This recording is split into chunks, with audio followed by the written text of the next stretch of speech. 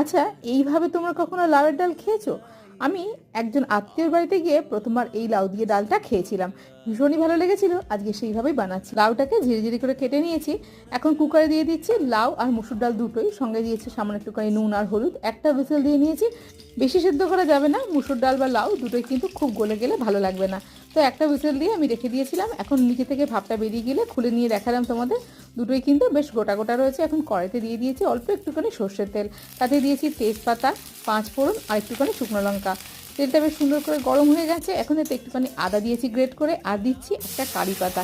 এতেই কিন্তু ডালের একটা সুন্দর ফ্লেভার চলে আসবে। এখন কারি পাতা আর আদাটাকে একটুখানি নাড়াচাড়া করে নেবো। যখন দেখো বেশ সুন্দর গন্ধ উঠছে, তখন তার মধ্যে ডালটা ঢেলে দেবো।